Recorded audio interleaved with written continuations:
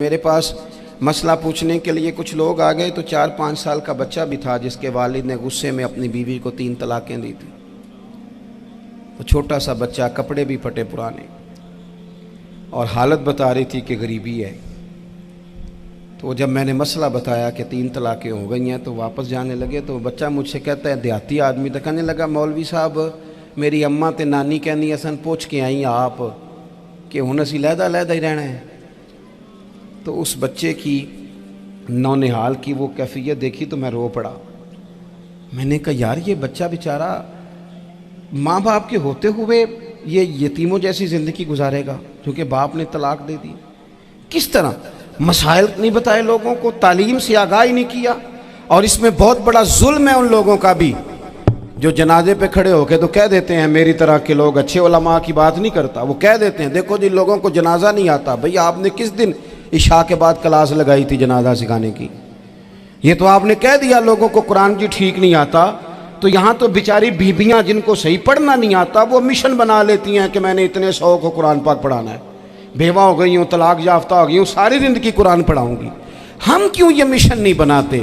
کیوں اس طرف سفر نہیں کرتے؟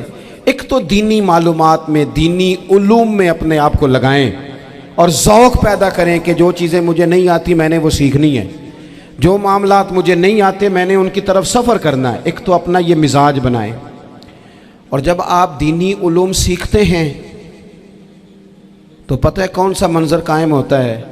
منظر وہ بنتا ہے کہ حضرت ابو ہریرہ بھی دین سیکھا کرتے تھے، حضرت عبداللہ ابن عمر بھی اصحاب صفہ میں رہا کرتے تھے، حضرت انس بن مالک بھی رہا کرتے تھے، اور ایسا منظر بنتا ہے کہ حضرت سیدہ خدیجہ الکبریٰ رضی اللہ تعالیٰ عنہ فرماتی ہیں سیدہ فاطمہ حضور کی گود میں بیٹھی ہوتی تھی اور نبی پاک سے باتیں پوچھتی تھی اور حضور انہیں بتا رہے ہوتے تھے۔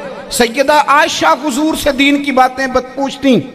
چوتھا حصہ ہماری فقہ کے اصول حضرت فاطمہ کی، حضرت عائشہ صدیقہ کی مرویات پر مبنی ہیں۔ اگر ہماری بچیاں چھوڑ دیں ڈائجسٹ پڑھنا، چھوڑ دیں ادھر ادھر کی مووی دیکھنا اور وہ کتاب و سنت پر آ جائیں تو بہت سارے مسائل ایسے ہیں جو الجھنے سے پہلے ہی سلجھے ہوئے ہوں۔ دینی تعلیم کا مزاج اور ذوق۔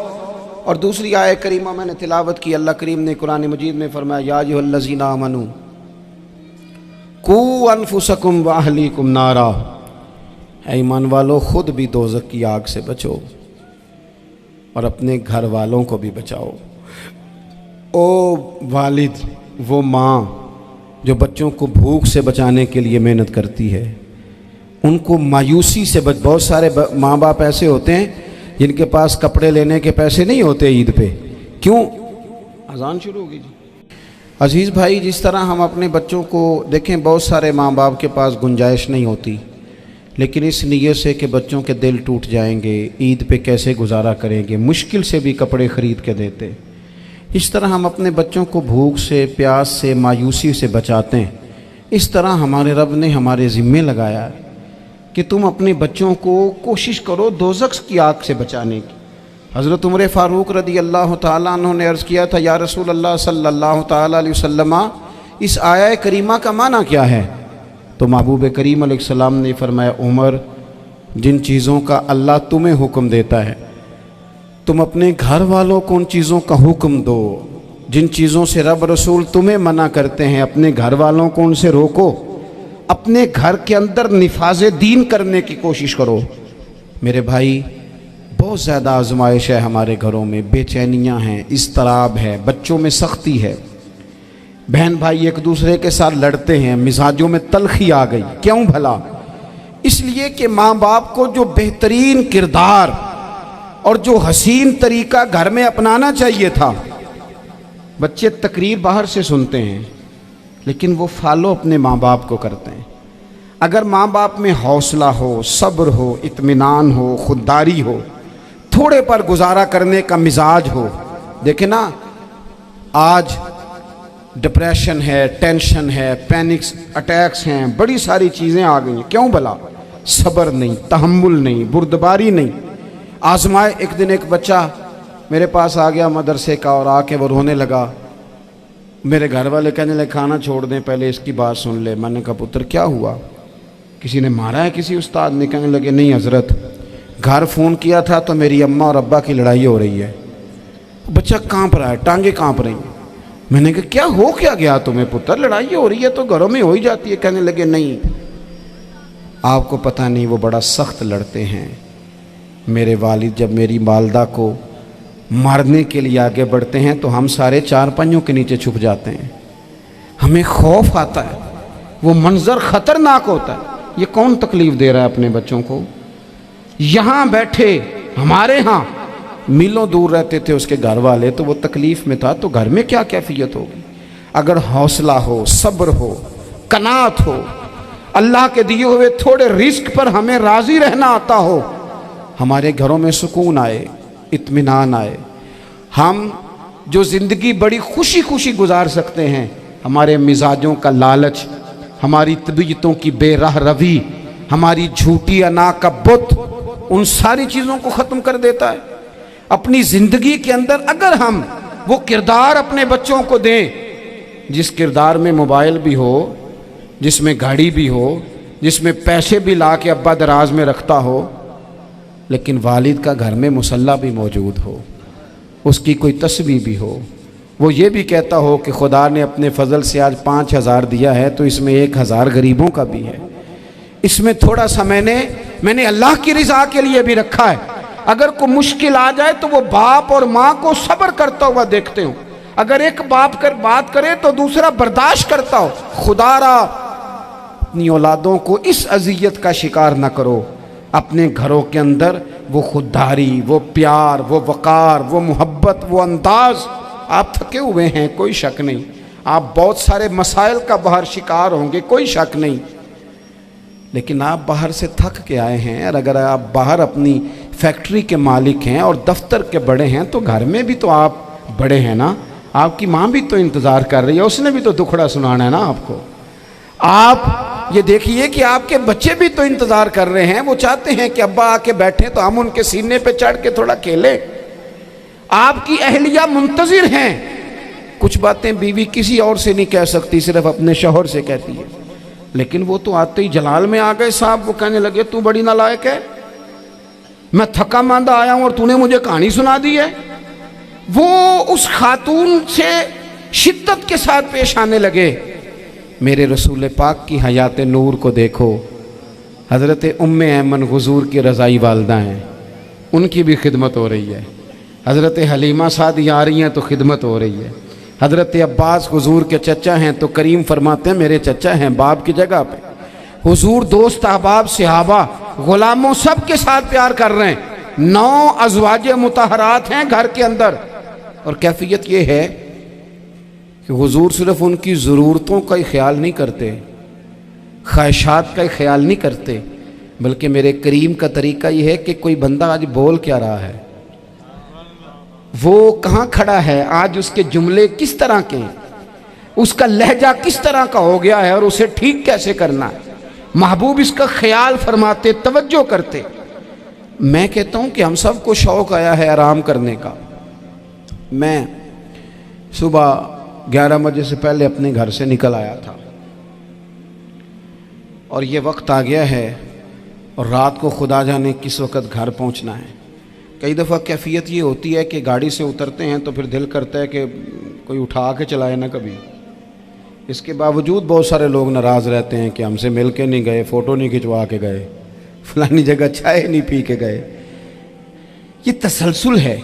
लेकिन मैं जितना मर्ज़ी थका मांदा घर जाऊँगा ना, कभी ऐसा नहीं हुआ कि मैं घर जाऊँ तो बड़ी टेंशन में जाऊँ। मेरी घर वाली एक दिन मुझसे कहने लगी आपने कभी नहीं कहा कि मैं थका हुआ आया। बंदा थक भी तो जाता ही है ना, कभी कहाँ करे ना। मैंने उसे कहा पता क्यों नहीं कहता, इसलिए नहीं कहता कि मैं नहीं चाहता कि मेरे बच्चे ये कहें कि हमने दीन नहीं पढ़ना, हमारा बाप तो बड़ी मुश्किल में है। हम अपने काम के बारे में अपने घर में शिकवे करते हैं। आप किसी बच्चे से पूछ लें कौन सा काम करना है, कहना जो अब्बा जी कर दे रहे हैं वो नहीं करना। क्यों कि अब्बा जी हर रोज़ तो कहते हैं मैं बड़ा उलझ गया हूँ, ये काम बड़ा मुश्किल है।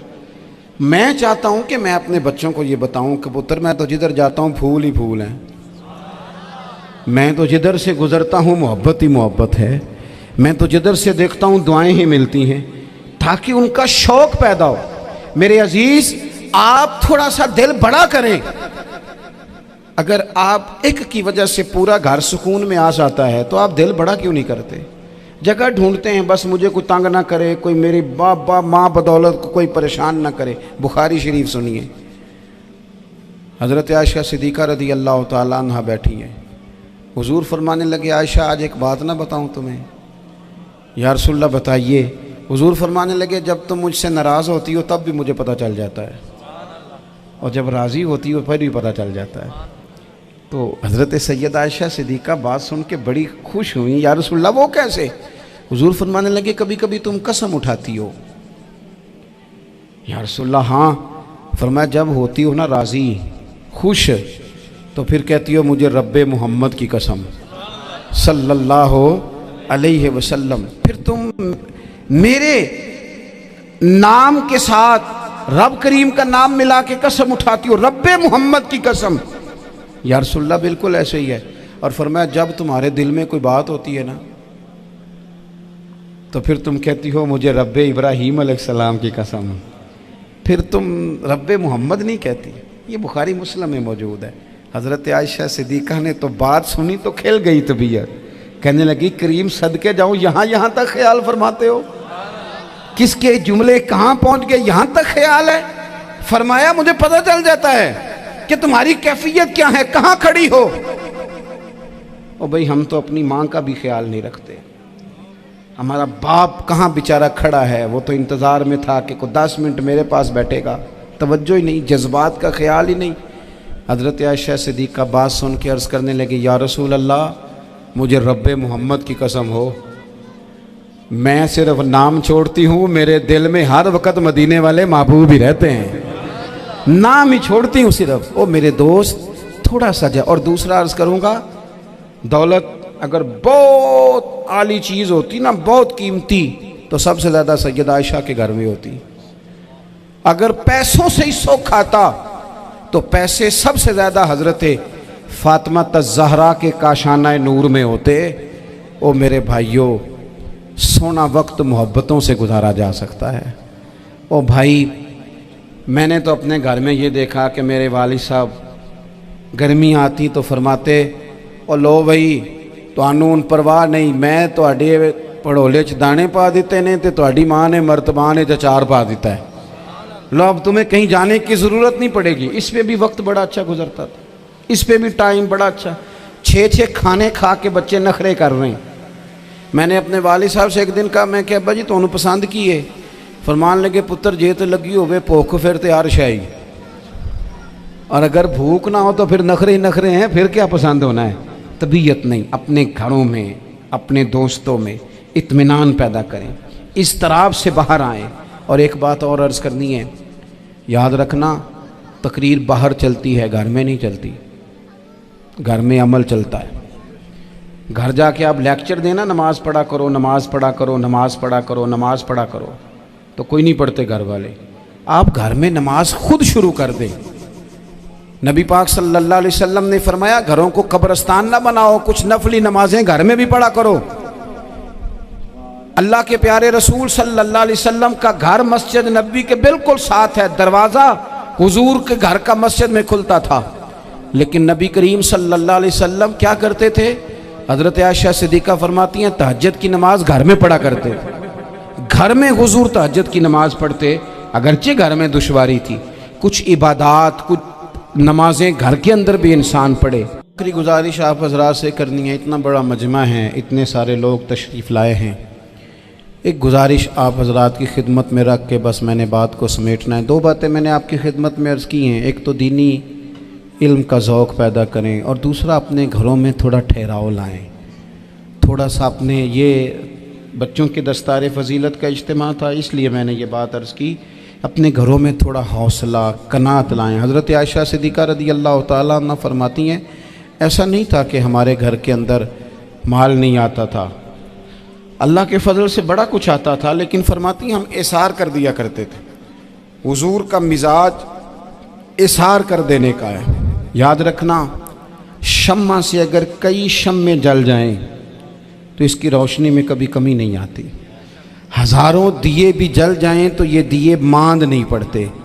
महंगाई बड़ी ज़ोर की हो गई, गरीब आदमी की आजमाइश बढ़ गई। हमेशा महंगाई से गरीब लोग मुतासिर होते हैं। अमीरों की तो चीज़ें महंगी हो जाती हैं, वो तो सिंगल उन्होंने जमा की होती हैं, महंगी होती हैं तो डबल में बेचते हैं। गरीब पिसता है। लेकिन दुख की बात यह है कि हम एक दूसरे का साथ नहीं देते। मकरूज ज़हनी अज़ियत का शिकार है। 3 दिन है ना ईद के, तो एक जोड़े से भी गुजारे जा सकते हैं, एक से भी। अक्सर लोग तो वैसे ही ईद की नमाज़ पढ़ के सो जाते हैं, और जो बेदार भी हैं वो भी कपड़े बदल करके जानवर के ज़िबा में मशगूल हैं। हमने इस ईद पे कोशिश करनी है कि हमारी गली में, हमारे मोहल्ले में, हमारे दाएं बाएं थोड़ा सफ़र करें, बच्चों को देखें, सरकारी स्कूल से निकलते बच्चों को देखें, मसाजिद मदारस से निकलते बच्चों को देखें। हम ना एक एक दो दो का साथ दें। ये जितनी सियासी जमातें काम कर रही हैं, जिनकी हुकूमत थी, जिनकी है, पता नहीं कल किसकी आएगी, मैं तो ज़ाती तौर पर इनसे पूरा मायूस हूँ। मुझे तो नहीं लगता कि जितने लोग आज तक हुकूमत कर चुके हैं, बार बार आते हैं या पिछली हुकूमत गई है, इनके पास कोई प्लान ही नहीं है। ये तो बेचारे एक दूसरे की टांगें खींचने के अलावा ना कुछ कर सके हैं, ना उम्मीद है कुछ करेंगे। लेकिन गरीब की तकलीफ़ बढ़ गई है।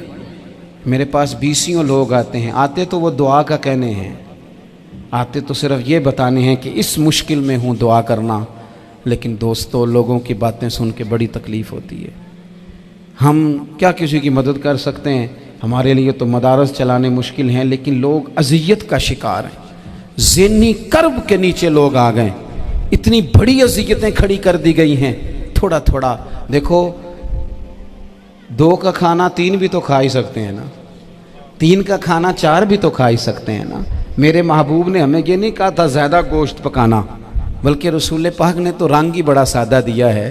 करीम ने फरमाया, आयशा शोरबा ज़रा ज़्यादा कर लो, पड़ोसियों को भी सालन दे देंगे।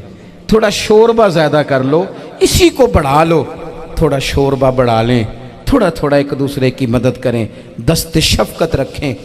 गलियों में सुनसान लोग, अब तो लोग एक दूसरे से दुख भी नहीं कहते, वो कहते हैं देना किसी ने है कुछ नहीं, और तमाशा अलग से बन जाएगा। दोस्तों, हमने खुद एक दूसरे का हाथ बटाना है। जो लोग साहिब सरबत हैं, देखो एक ही बाप की औलाद होती है, एक को अल्लाह बड़ा नवाज देता है, 2-3 कमज़ोर रह जाते हैं। उसको चाहिए वो दूसरों पे दस्ते शफ़क़त रखे। एक गली में सारे लोग एक ही कबीले के, एक ही इलाके के, एक आगे निकल गया है, उसे चाहिए वो दूसरों का ख्याल करे। अज़ीज़ भाइयों, हमने इस कमर तोड़ महंगाई के दौर में, मैंने जुमे में अमीर लोगों से कहा था कि कुर्बानियाँ करनी तो है ही, तो तुम तो सारा साल गोश्त खाते हो। क्या आपको बताऊं कि हम उस वतन में रहते हैं जहाँ फ्रिज और फ्रीज़र बड़ी इससे पहले ज़्यादा बिकते हैं। फ्रिज नहीं ले आओ, बड़ी ले आओ, चूँकि गोश्त सेव करना है, सारा साल भी तो मिलता है ना अमीरों को। मैंने तो कहा था उस गांव में ले जाओ जहाँ कुर्बानी कोई नहीं कर रहा, ज़िबा ही वहाँ जाके कर लो। थोड़ी सी गुंजाइश बनाएं अपने दिलों में। ये ज़रूरी नहीं कि सामने वाला आपका शुक्रिया भी अदा करे। हज़रत आयशा सिद्दीक़ा रज़ी अल्लाह तआला अन्हा, अम्मा जी एक कनीज़ रखी हुई थी, हज़रत उस्मान गनी ने दी थी कि आपकी खिदमत करेंगी। तो वो कनीज़ कहती है कि अम्मा जी तो मेरी भी रोटियां पका देती थी, वो तो मेरे लिए भी खाने का अहतमाम कर देती थी, लेकिन कोई दरवाज़े पे अगर मांगने आता तो हज़रत आयशा सिद्दीक़ा मुझे कहती इसे खैरात दे आओ।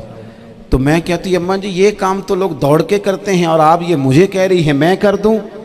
तो हज़रत आयशा फरमाती जब कोई बंदा किसी को देता है तो वो शुक्रिया अदा करता है। मैं चाहती हूँ वो शुक्रिया भी तेरा ही अदा कर जाए, मैंने जो अजर लेना है वो रब की बारगाह से लेना है। तो मेरे भाई, अपनी ज़िंदगी में थोड़ा सा तो दिल बड़ा करें, थोड़ी थोड़ी गुंजाइश पैदा करें। और ये ज़रूरी नहीं कि उस बंदे का आपसे बड़ा अच्छा सलूक ही हो, ना भी हो उस गरीब का सलूक अच्छा, तो बाज़-औक़ात बंदा गरीबी में तल्ख़ भी तो हो ही जाता है ना।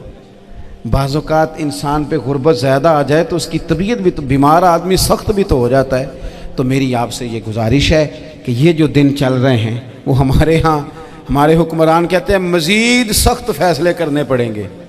और मैंने कहा तुम्हारे लिए तो आसान है, इसलिए कि तुम तो जिस दफ्तर में बैठ के फ़ैसला करते हो उसकी तो बत्ती कोई नहीं जाती, तुम्हें क्या पता हो, वहाँ तो एसी भी 1 मिनट के लिए बंद नहीं होता। ये तो उससे पूछो बाप से कि जो ईद से पहले अपनी बीवी से मशवरा कर रहा है कि ईद आ गई है, اگر بیٹی کے گھر کپڑے نہ بھیجے تو اس کی ساس باتیں کرے گی۔ یہ چھوٹی عید گزری تھی نا، تو ہمارے ہاں کچھ لوگ سمجھتے ہیں کہ سخاوت صرف رمضان میں ہی کرنی ہے، اور رمضان میں ثواب زیادہ ہے، ورنہ راشن ونڈن والے لوگ کو عیدوں بعد بھی بھوک لگ دیجئے، عید کے بعد بھی اسی طرح ہی غریب کے ساتھ پیٹ ہوتا ہے، لیکن توجہ نہیں۔ ایک تو ذوق علم پیدا کریں، ایک اپنے گھر میں اطمینان کا ماحول لائیں۔ تیسری گزارش یہ ہے کہ مہنگائی اور سختی کے اس دور میں اپنے مسلمان بھائیوں کا، عزیزوں کا، اہل محلہ کا ہاتھ بٹائیں، پیار کریں۔ اللہ کے حضور دعا ہے اللہ ہماری اس حاضری کو قبولیت کا شرف عطا کرے۔ آخر دعوانا ان الحمدللہ رب العالمین۔